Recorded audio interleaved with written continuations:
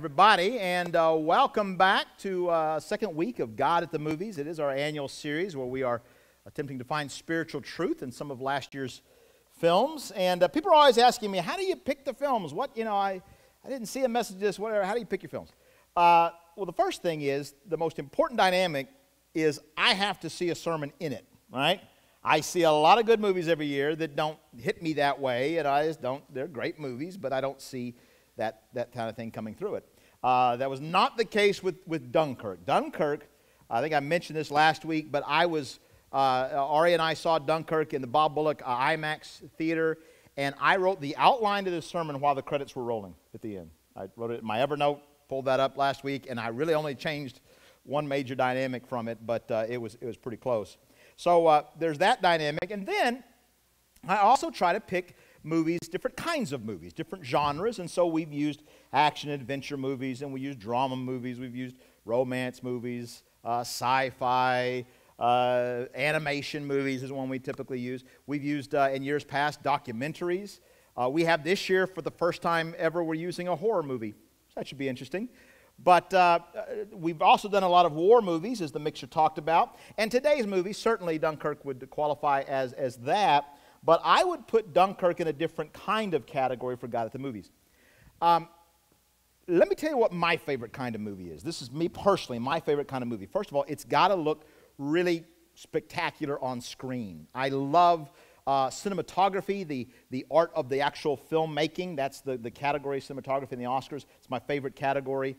And so it's got to be just to wow you with the visuals. But at the same time, I want it to go really, really deep and talk about really important things in human existence. It's not just pretty on screen, but pretty and deep.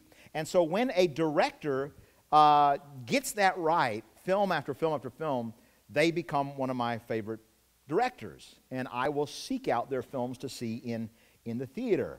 And people like the Coen brothers and Wes Anderson and Paul Thomas Anderson and Ridley Scott and Michael Mann, and there's just so many different ones.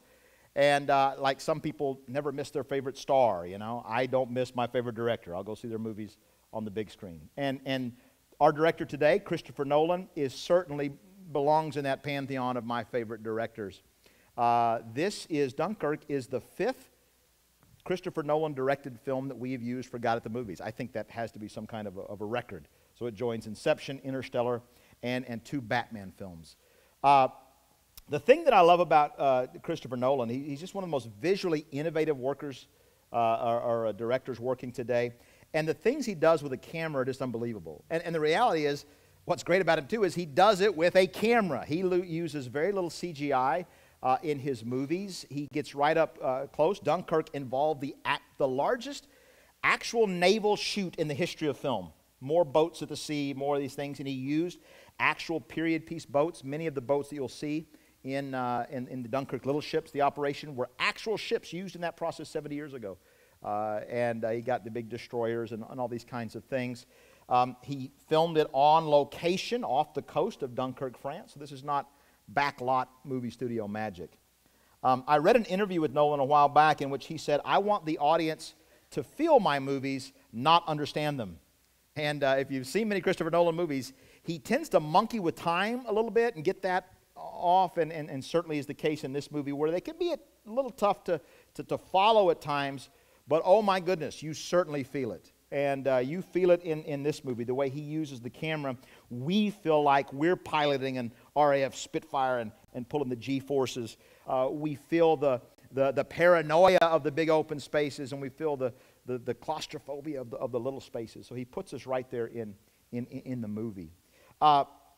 Christopher Nolan in Dunkirk makes up some individual stories in order to tell us the story of the very real events that took place in May of 1940 after the German army successfully invaded France, driving the Allied forces, which did not yet involve America. We weren't in the fight yet, but drove the Allied forces right to the sea and to the brink of annihilation.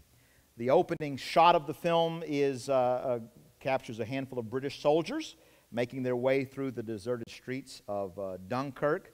Words appear on the screen to set the scene. It says, the enemy have driven the British and French armies to the sea.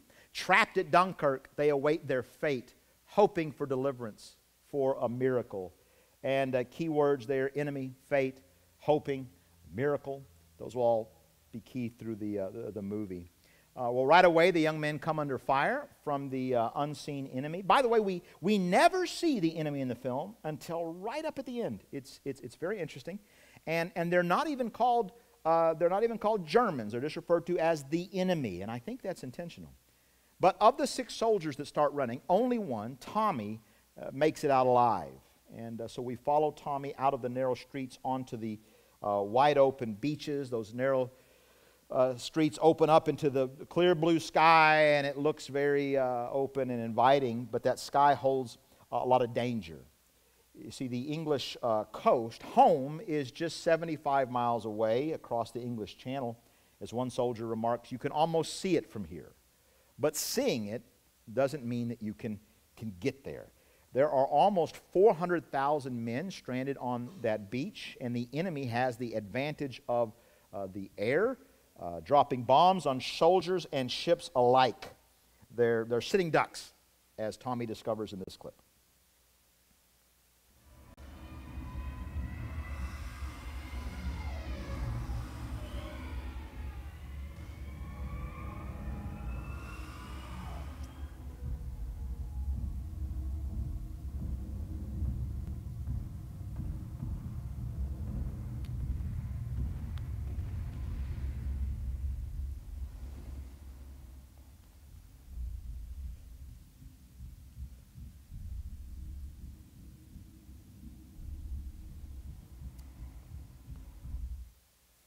Makes you feel anxious, doesn't it? And from that moment, the anxiety never lets up. This is a war movie, but war movies often are a stand-in for life. Many of us that have never been to war, and yet all of us know something of anxiety. The ancient writer of the intertestamental book, Ecclesiasticus, don't go look in your Bible, it's in between. Something called the Apocrypha, the intertestamental writings. He actually described the human condition this way. He says, "Great travail is created for every man, and a heavy yoke is upon the sons of Adam, from the day of their coming forth from their mother's womb until the day of their burial in the mother of all things. The expectations of things to come and the day of death trouble their thoughts and cause fear of heart. He is troubled in the vision of his heart as one that hath escaped from the front of battle." So the human condition is like just barely escaping from the front of battle. And what is it he says troubles our thoughts? Expectations of things to come and the day of death. Let's expound on that a little bit this morning. In the 1960s, there was a very influential German theologian named Paul Tillich. And Tillich wrote a book called The Courage to Be. And it had a big impact. A lot of people read it. Got him on the cover of Time magazine, all these things. It's actually a book, it's a key part of my dissertation that I'm writing right now. You don't need to read it. I'll suffer for the rest of us. But in it, he talks about, his main thesis is that it takes courage just to live our lives. It takes courage just to be. And he says that's because of 2 things that we continually face: fear and anxiety. Now, Tillich defines fear as something tangible that may happen to you. And that's actually a good thing. Because it's tangible, because it has an object, you can actually do something about it, right? So if I'm afraid that I'm going to lose my job, well, I could start working harder, or I could start preparing a resume, start networking, right? If I'm afraid I'm going to get sick, I can go see the doctor, see? But anxiety, he says, is something altogether different. Anxiety has no object to focus on. In fact, he calls it the negation of every object. It's just this invisible thing hanging over our heads, right?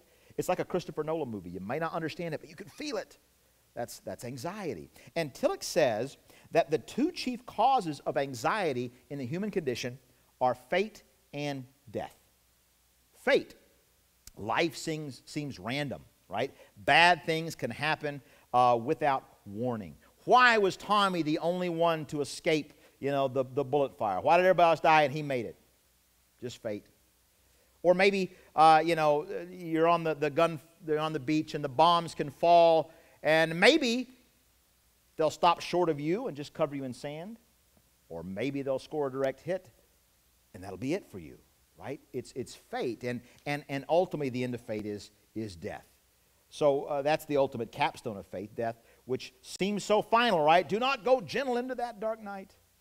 So anxiety, followed by death, followed by darkness. And this is what Paul Tillich says is the problem, the courage that we need to have just to be in this life. So war movies are great illustrations of this. But again, they're only a louder, more graphic demonstration of what we experience every single day. It's been 2 years now since I got a phone call. On this phone? No, I've had an upgrade since then. But right out here, I was getting ready to come up and preach. The band was playing, and I got a phone call. It said, hey, Dad's in the hospital. He's having some tests. Looks like cancer. Well, that was like a bomb out of the clear blue sky. And the reality is, we know that we're not special, right? It could happen to any one of us. All it takes is one phone call to change your life, and everything gets turned upside down. So fate and death. We do our best to distance ourselves from that reality. We try to just ignore it. We try to pleasure, get to distract ourselves from it, or all these different things. But the reality is that we're constantly surrounded by it, fate and death. So what do we do about it? Well, the movie gives us, I think, 3 options of how to handle this dynamic. And these 3 options are each represented by a different kind of ship. Okay, I call it the 3 boats of Dunkirk. Now, did Christopher Nolan, see that when he was directing and writing and making this movie? I have no idea. But what I do know is the Holy Spirit revealed it to me as I was watching, and that's how I saw it. So you're getting the 3 boats of Dunkirk. All right. The first boat really is a ship. These are the big ones, destroyers, hospital transports. This is the goal. Everybody wants to get on a ship. Why? Because the ship is safety. The ship is the way home, see? The problem is, though, that the ships are very limited. We see in the movie these long lines of soldiers waiting to get on ships that just aren't coming, or very, very slowly. One of the problems is this is a beach, after all. It's just too shallow for the big ships to get into. The enemy has control of the deeper ports down the way. So very few ships can make it into the man-made concrete jetties that they've built out. They're called moles. By the way, that's a British nautical term. For us Americans, a lot of us were looking for a spy in the movie. It says mole at the beginning. It's not what it's talking about. It's talking about these jetties. So there's that dynamic. But besides the physical logistics, politics also leads to the scarcity of ships, because Britain is saving her great navy for the next battle, not to clean up the mess that they've already lost. And so the competition to get on a ship is very, very keen. You lie, cheat, and steal if you have to get on a ship. Tommy does all 3 of those. Because once you get on board, what? Phew, safety. You can relax. They even pass out toast with jam. How very British. Home is only a couple of hours away. So, in our civilian world, I would offer that the ship represents the system. Okay? How do we overcome fate and anxiety? Well, get on board the safety of the system, right? Make a lot of money. If you got a lot of money, nothing can hurt you, right? Achieve in your career, get a lot of promotions. Be the guy that lays people off, not the guy that gets laid off, right? Or get the right education, an Aggie class ring can open a lot of doors, right? Physical fitness, eat right, exercise, relationships. The right marriage will fix everything. Have children. Of course, it helps if your children are better than everybody else's children. But on and on it goes. Get on the ship. No matter what it takes, get in the system that society says will provide safety, and then the fear and the anxiety will melt away. Well, Tommy and his new band of brothers do make it onto a destroyer, which, what a courage-inspiring word, like a destroyer. It's a strong word. Most of the boys go down below decks, but one of them stays up top. He wants to be able to look out over the sea. And in this clip we're about to see, he hears the cries for help of those who are not so fortunate to get on the ship. And that is true of our world, of course. Not everyone makes it into the system. And we hear their cries every now and then from street corners or on the, at the light when we're there. But we generally just, turn up the radio and look out over the rails and try to ignore it and just kind of take comfort in our own safety. So let's watch this clip.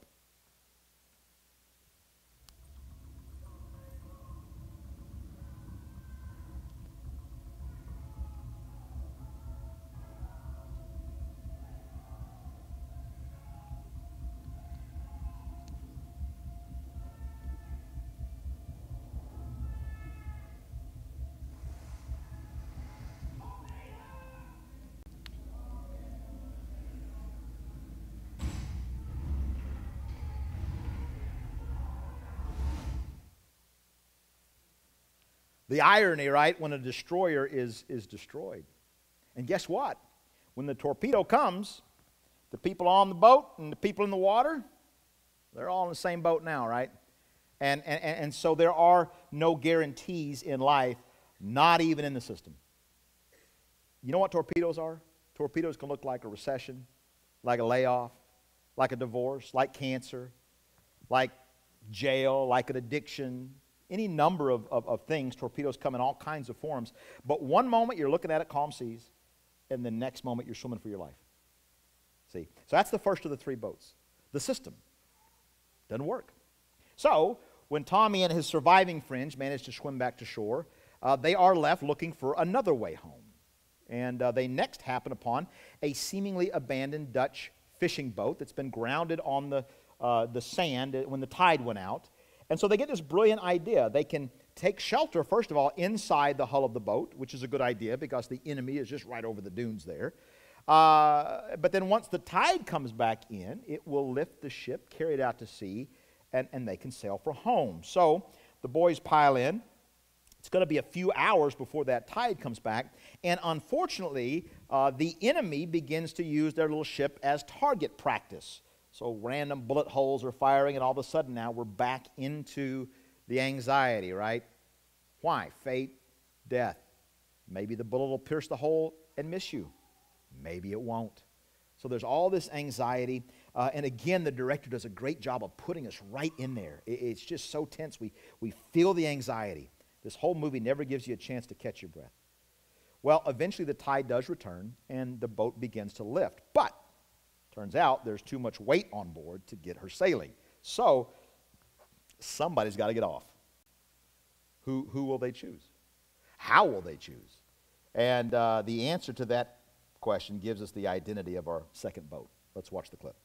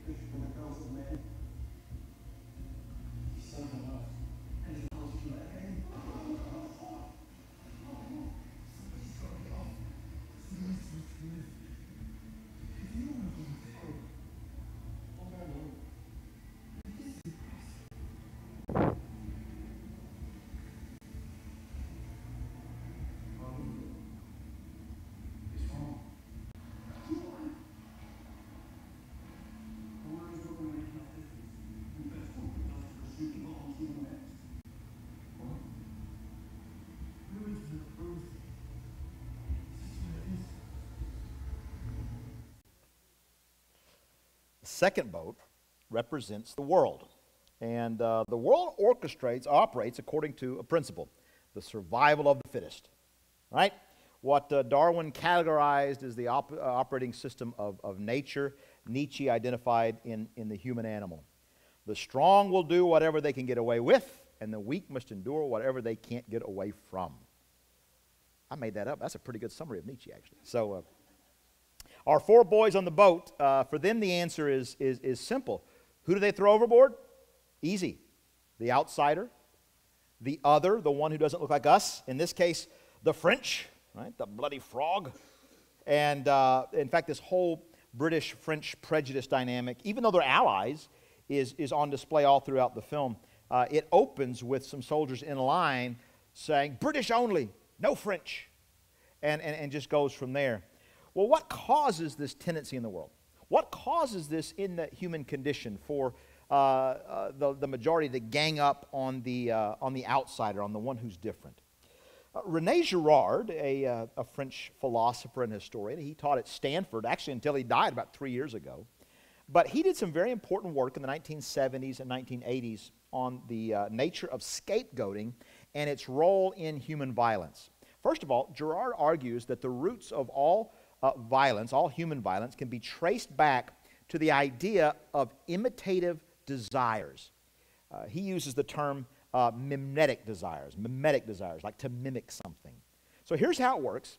Step one is we learn what is valuable by copying what other people have, all right? So ladies, what makes a Gucci purse valuable? What makes a Gucci purse more valuable than a Walmart purse? Is it in its innate desire to carry stuff? Well, this one carries things much better than this one. No. What is it? It's desire.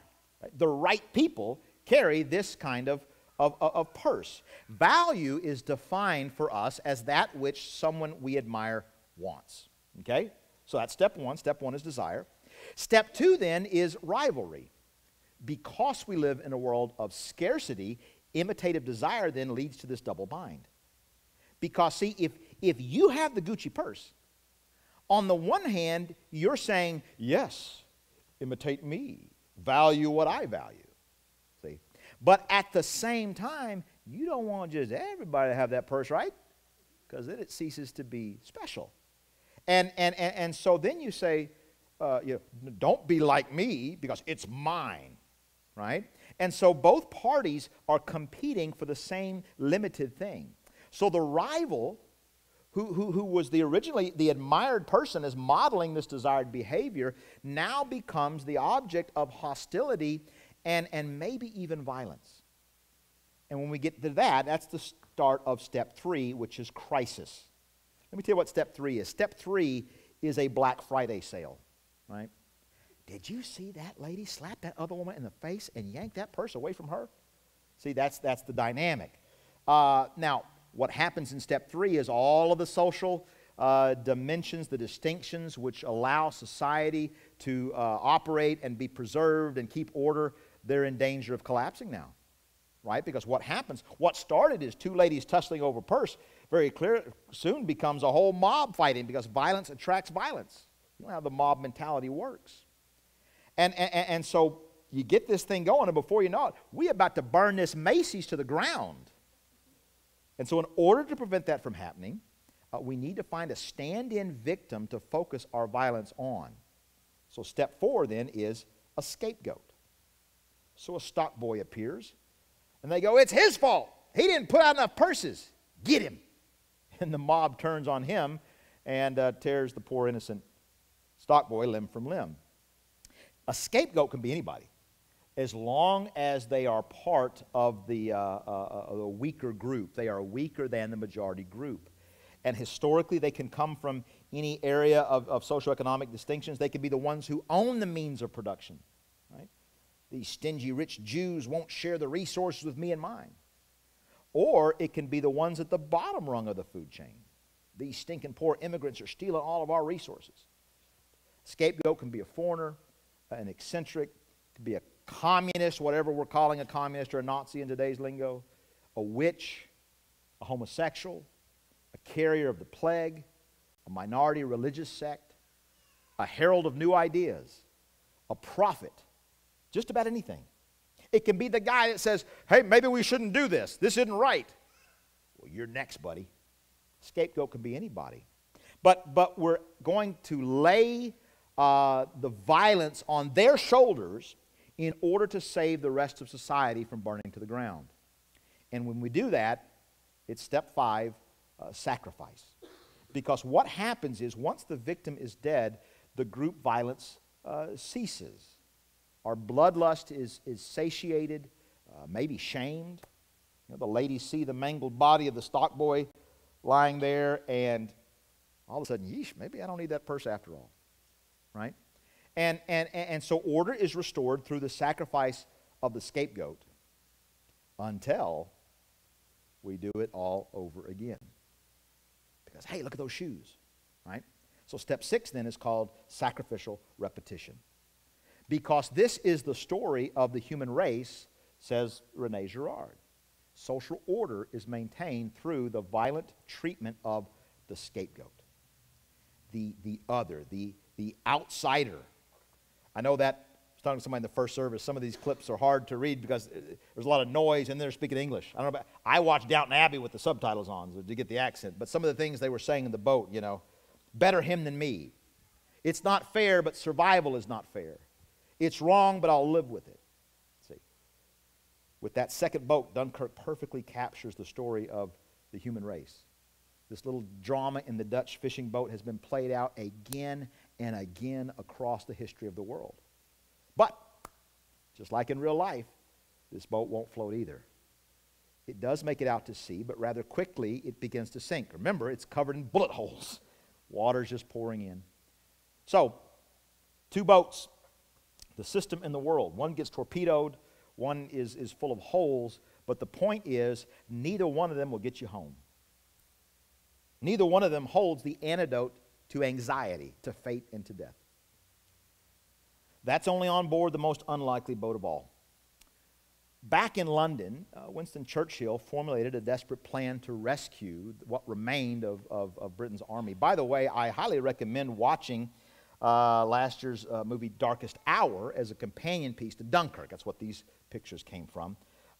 It won the Best Actor Award for Gary Oldman, but I was amazed by how well these two things go together. You get the anxiety on the beaches, and you get the anxiety back at home in the command center. It's really great. But the plan was called, with typical English dry humor, Operation Dynamo. There was nothing particularly dynamic about it. The British Navy put out a call for as many shallow draft vessels as they could get, and 850 private boats responded to the call. Fishing vessels, private yachts, pleasure boats set off across the English Channel to bring our boys home. This armada is represented in the film by the boat the Moonstone, piloted by Mr. Dawson and his son Peter and a young friend George. By the way, I love Mr. Dawson. When I grow up, I want to be a man like Mr. Dawson. But he's not a soldier, and neither he nor his little boat look like much. In fact, there's a very intentional scene in the film where they have the Moonstone sail directly in front of a naval destroyer, and the difference is staggering. And if the visuals weren't enough for you, there's actually a scene when a general, having just heard about Operation Dynamo, says to the admiral, "What we need are destroyers, not civilians." I get it. I get it. Well, let me tell you what I think this boat represents. If the first two boats are the system in the world, with their focus on strength and power, might makes right, survival of the fittest, the third boat represents the church. Now, we tend to pay more attention probably to mega churches, but the reality is 90% of churches in America have fewer than 350 people in them, and the medium average is 75. 75. How can that little boat make any difference? People on the two bigger boats don't pay much attention to them, and understandably so. The church doesn't have any power. You want to change societal behavior, you're better off just lobbying government to pass some laws. You need justice, turn to the courts. You got money problems, well, the corporate world is your savior there. Health crisis, we got the best hospitals and doctors in the world. You need knowledge, head to a university, ask a professor. Relationship troubles, addictions, we've got psychiatrists and clinics for that. Your kids acting up, tune in to Dr. Phil. But the church, what good is the church? I've got to tell you, this metaphor hit me while Ari and I were sitting there in the IMAX, and I saw Mr. Dawson, puttering his little boat out into the sea, and I thought, oh my gosh, it's the church. But I'll be honest with you, I couldn't remember how the Dunkirk story turned out. Now, I'm into history, but I'm also an American, and we tend to not pay attention if we're not in the fight, right? So I was like, oh man, I was nervous for half the film because I so wanted to use this analogy for God at the movies. But what if the boat sinks, right? What if the operation fails? What kind of motivational sermon is that? The church is the hope of the world. Was that the Nazis sunk it? Oh, never mind. So you might understand why this next scene quite literally brought tears to my eyes.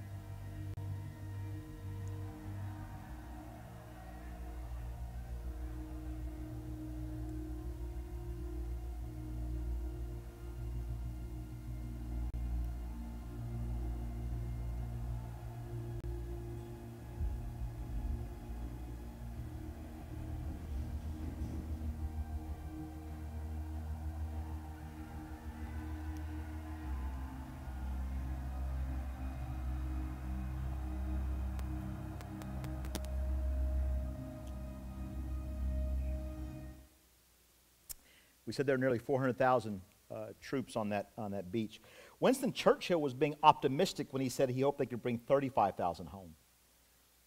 When it was all over, those little boats, the little ships of Dunkirk, brought 338,226 soldiers safely home. It probably changed the outcome of the war. These were the same soldiers that would later participate in the D-Day invasion across that same channel. Well, for 2,000 years, the church has been bringing people home. These little boats don't look like much, but they are bringing men, women, and children to salvation. And according to the Bible, in the end, after the last battle, it will be the church that saves the day. The church is the hope of the world. How? Why? Well, I got to tell you, it's not really the church, but it's the message that the church brings. It's the gospel. You see, when the church is the church, and listen, I will be the first to admit that it not always is. Historically, it hasn't always been. But the true church, for one thing, puts an end to the scapegoat system. This cycle of violence in the world. In fact, Rene Girard says that it's actually the gospel that finally exposes and revokes the scapegoat system. He says you begin to even see in the Old Testament that for the first time you have God not identifying with the oppressors but with the victims. He's identifying with Joseph in prison. He's identifying with Job in his sickness, with the Hebrews in their slavery. But it's not until you get to the New Testament that the whole story is revealed. Jesus becomes the ultimate scapegoat. What he suffered on the cross was predicted by the prophet Isaiah, who said, "But he was pierced for our transgressions. He was crushed for our iniquities. The punishment that brought us peace was on him. And by his wounds we are healed. We all like sheep have gone astray. Each one of us has turned to his own way. And the Lord has laid on him the iniquity of us all." It's a scapegoat. But Gerard said there's nothing particularly unique about Jesus' death in and of itself. In one regard, he actually made the perfect scapegoat in his historical time period, because the Roman leaders and the Jewish leaders wanted to get rid of him. Right? That was the whole thing. We're going to have a war, so let's just kill this guy instead, and we can keep the peace. But what is different, Gerard says, what is astonishing, is that the gospel repeatedly denounces the verdict against Jesus as unlawful and a miscarriage of justice. See, Gerard says it's very important that the powers of strength maintain that the scapegoat really was guilty. We have to keep up the facade. It really was that stock boy's fault. The Bible will not let you do that. No. Jesus was innocent. These were trumped up charges. This is a mistrial, the whole thing. See, this is why it's so important in the rest of the New Testament. So many of the early Christian converts take ownership of their own sin of murdering Jesus. They didn't scapegoat anybody else. They owned it themselves. Jesus allowed himself to be a scapegoat in order to be the last scapegoat. He wanted to bring an end to the whole system. So Hebrews 7:27 says, unlike the other high priest, he does not need to offer sacrifices day after day. First for his own sins and then for the sins of the people. He sacrificed for their sins once for all when he offered himself. And I'm going to tell you, when you get a hold of this, when you let the true gospel message really get into your heart, it will transform the way that you interact with the world. I want to show you that in a real quick clip here near the end after everyone is off the beach. Okay? Only the admiral and a few of his officers yet remain.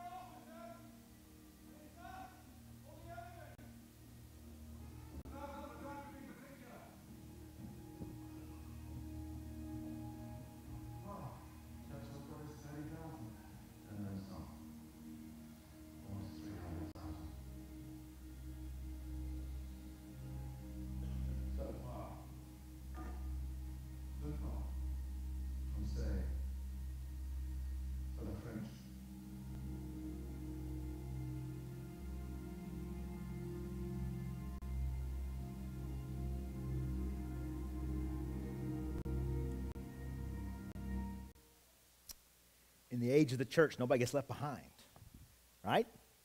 Privates ride with officers, and officers stay behind for the French, for the outsider.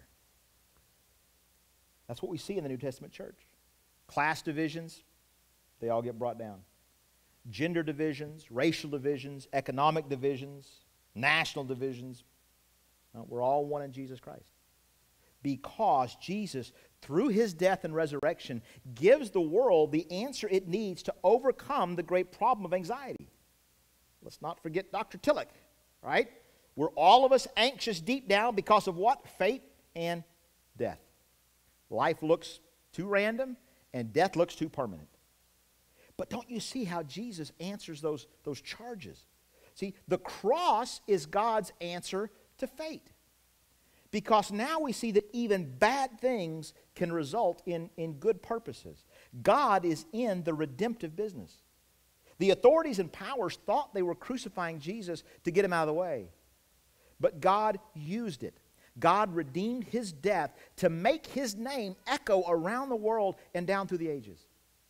See, and here's the thing. God can redeem the negative things in your life too. God doesn't send you the torpedoes. But he can turn them around, and he can bring good things out of even the darkest things. That's the picture of the cross. And then the resurrection is, of course, God's answer to death. That do your worst.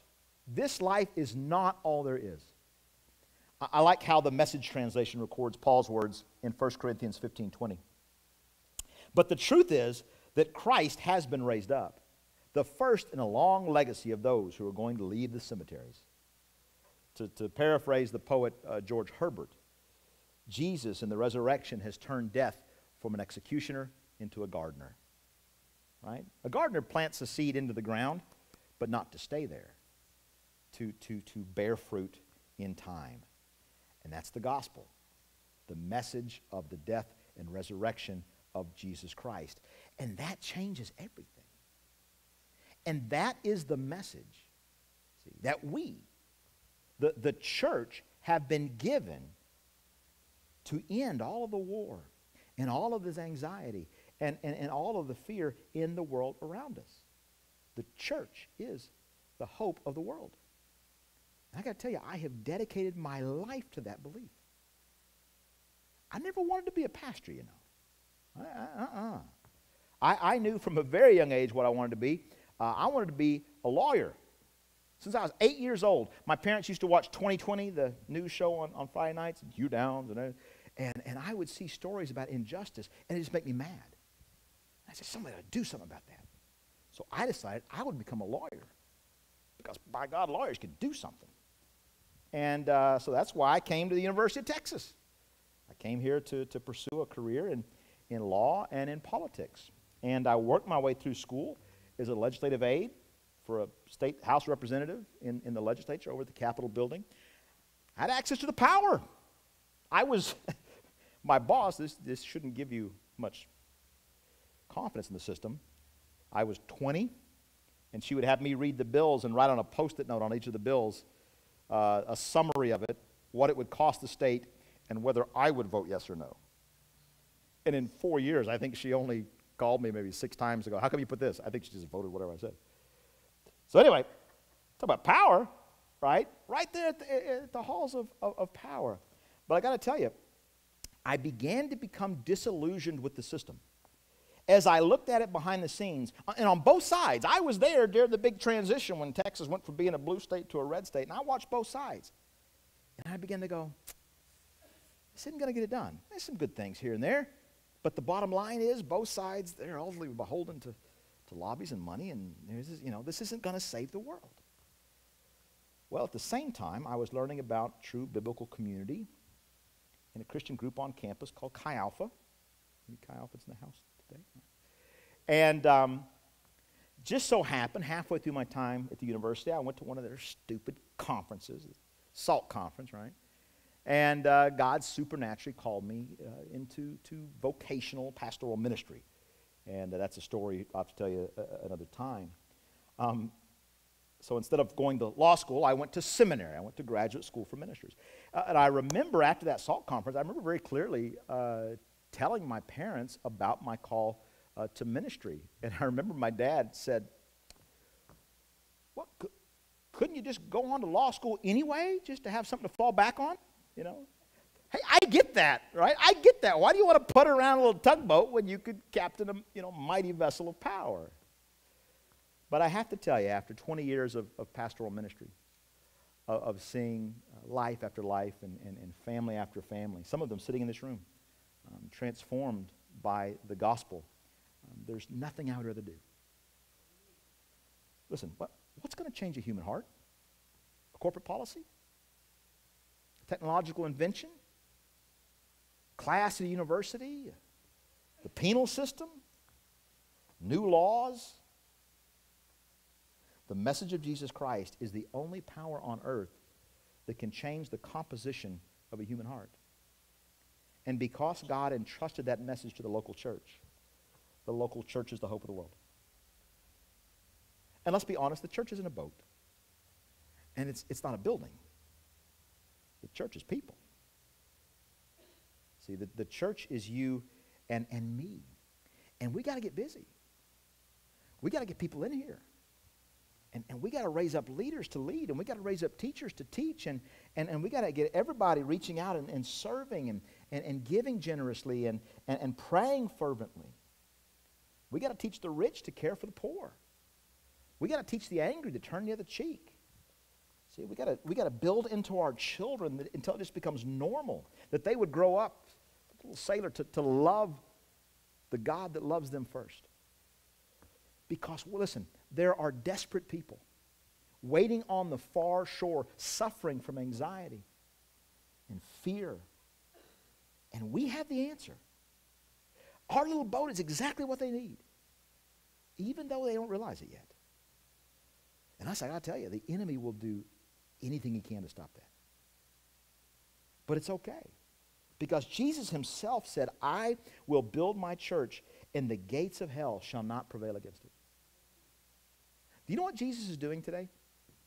The gospel says that at the end of Jesus, after his resurrection, he was around for a month, 6 weeks, and then he ascended into the heavens.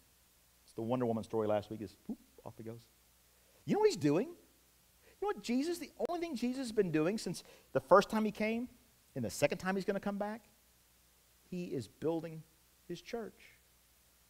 He's building his church all around the world. He is doing it in Estonia. He is doing it in Tanzania. He's doing it in Singapore. He's doing it in Matamoros, Mexico. And he's doing it in Austin, Texas. So what are you going to do when he taps you on the shoulder? And he says, "I've got a role for you to play in my church." Not necessarily a vocational role. No, we're all called to be ministers. My wife's an accountant. She's a minister. But there's a place to play in the church. And God is saying to you, "Listen, I'm building my church, and I need you. I've directed your life to this point for this purpose." It's one of the most awesome privileges known to a human being. Don't miss the adventure. But joyfully offer him your heart.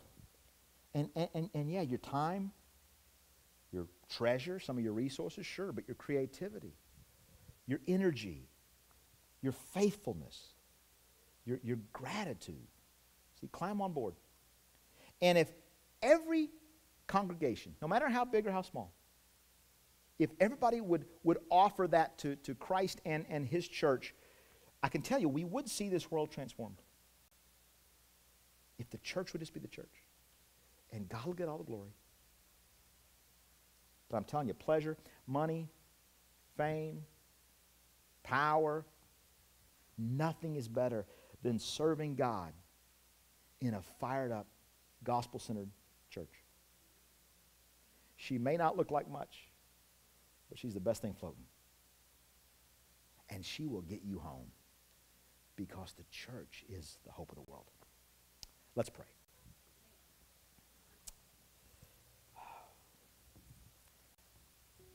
Jesus, thank you for staying behind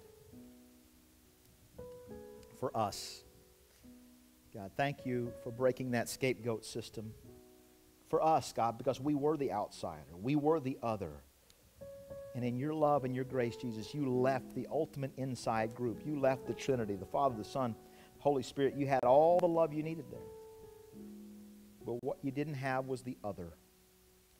And only in the world could you find love for the other. And so that's what you came into this world to do. And Jesus, we're so grateful for that.